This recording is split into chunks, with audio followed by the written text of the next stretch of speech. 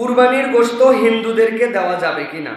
আমার আব্বা নিয়ত করছেন কুরবানির অতিরিক্ত একটা ছাগল, যেই ছাগলে আমার এলাকায় অনেক হিন্দু, তাদেরকে এখান থেকে গোশত দিবেন। বিষয়টি জায়েজ কিনা জানিয়ে বাধিত করবেন। প্রিয় জিজ্ঞাসা, নাবালেগ জবাই করলে বা 15 বছরের নিচে কেউ জবাই করার কারণে কুরবানি হবে কিনা। আরেকটা জিজ্ঞাসা, হুজুর পশুটি স্থানের কারণে কিবলামুখী করে শোয়ানো যায়নি এবং শক্তিশালী হওয়ার কারণে অনেক কৌশলে কিবলামুখী করার পরে পশুটি ঘুরে গেছে, এমত অবস্থায় জবাইও হয়ে গেছে, এখন এই জবাই জায়েজ হবে কিনা। প্রিয় ভাইয়েরা, কোন একটা পশু, যেই পশুটাকে আপনি জবাই করবেন, এটা আপনার বয়স কি হবে বা এটার জন্য বালেগ হতে হবে কিনা, বয়স নির্ধারণ আছে কিনা মানুষের, এই ক্ষেত্রে ফুকাহায়ে কেরামের বক্তব্য হাদিসের আলোকে মুসান্নাফে আব্দুর রাজ্জাকের ভিতরে হাদিস আসছে আব্দুল্লাহ ইবনে আব্বাস রাদিয়াল্লাহু তাআলা থেকে। তিনি বলছেন, বালেগ হোক, নাবালেগ হোক, পুরুষ হোক, নারী হোক, সে যদি আকেল হয় আর সে যদি মুসলিম হয়, জবাই করলেই আল্লাহর নামে ওইটা জায়েজ হয়ে যাবে। সুবহানাল্লাহ। জবাইয়ের জন্য কোনো বয়স নাই, মুসলিম হতে হবে, আকেল হতে হবে, তাহলে সে জবাই বুঝলেই জবাই হয়ে গেল, আল্লাহর নামে জবাই হলে হয়ে যাবে। দ্বিতীয় কথা হচ্ছে কিবলামুখী। কোন পশুকে কিবলামুখী করে জবেহ করা এটা মাসনুন সুন্নাহ ভালো, কিন্তু কিবলামুখী হয় নাই অথবা সবাই মিলে ধরছিল, ধাক্কা দিয়ে বাঁকা হয়ে গেছে, এতে আপনার জবাইয়ের কোনো ক্ষতি হবে না।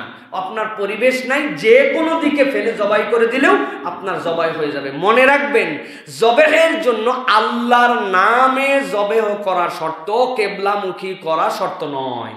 করতে পারলে ভালো, এটা সৌন্দর্য, এটা আদব, এটা মুসলমানরা চেষ্টা করবে, ইচ্ছাকৃতভাবে ত্যাগ করবে না।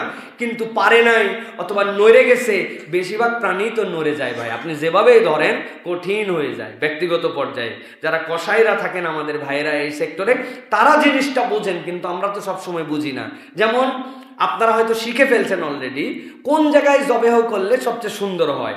কসাই ভাইদের সাথে আমি যতটুকু শিখছি, এই দুই কান প্রাণীর টেনে নিয়ে আসতে হয় গলা বরাবর, এই দুই টান সোজা করে টেনে আনার পরে যেই বরাবর হয়, ওই জায়গাটার মধ্যেই হুলকুমের মধ্যে ফাঁকাটা থাকে, এপার আর ওপার, অল্প একটু টান দিলেই জবাই হয়ে যায়। অনেক সময় দুই হাত দিয়ে ফোসালেও হয় না। অতএব এটা কৌশলের ব্যাপার, এটা জেনে নেবেন, বুঝে নেবেন। পশুকে কষ্ট দিয়ে কুরবানি করা না জায়েজ।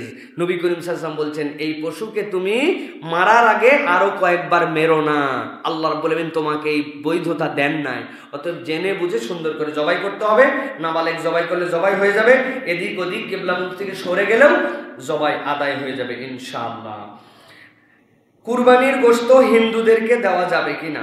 আমার আব্বা নিয়ত করছেন কুরবানির অতিরিক্ত একটা ছাগল, যেই ছাগলে আমার এলাকায় অনেক হিন্দু, তাদেরকে এখান থেকে গোশত দিবেন। বিষয়টি জায়েজ কিনা জানিয়ে বাধিত করবেন। প্রিয় ভাইয়েরা, ইমদাদুল আহকাম সহ যতগুলি ফতোয়ার গ্রন্থ আছে, সেই গ্রন্থ অনুযায়ী আমাদের কুরবানির যে গোশ, এই গোশ আমাদের অমুসলিমদেরকে, অন্য ধর্মাবলম্বীকে দেওয়া জায়েজ আছে, না জায়েজ নয়। ইভেন তারা যদি গরুর গোশত খেতে চায়, আমরা গরুর গোশতও তাদেরকে দিতে পারবো, এতে কোনো সমস্যা নেই। কারণ সনাতন ধর্মে গরুর গোশত খাওয়া নিষেধ, শাস্ত্রীয়ভাবে কোথাও নাই, এটা তাদের মুখে মুখে বানানো একটা বিধান।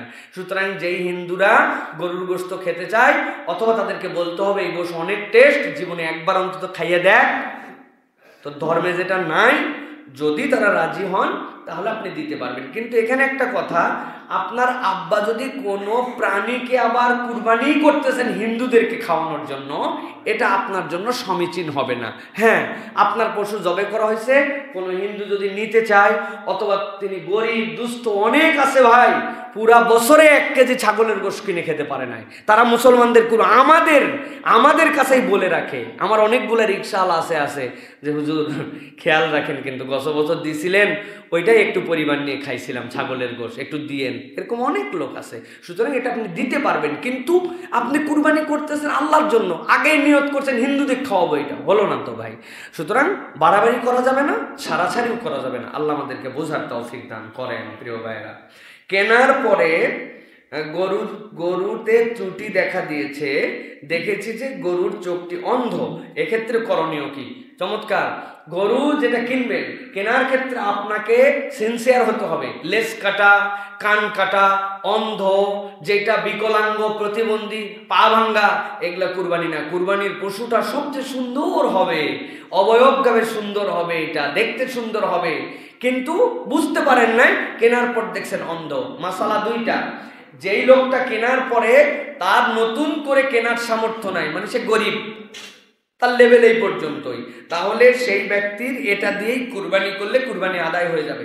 কিন্তু আল্লাহ অঢেল সম্পদ দিছেন, টাকা পয়সাওয়ালা, তার জন্য এই কুরবানি বিক্রি করে দিয়ে, এই পশু বিক্রি করে দিয়ে নতুন একটি কুরবানি তার জন্য কেনা জরুরি। তিনি একটা বিশুদ্ধ ওই সময়ের মধ্যে হলে কিনে এই প্রাণীকে কুরবানি দিবেন। আল্লাহ আমাদেরকে বোঝার তৌফিক দান করেন। প্রিয় ভাইয়েরা,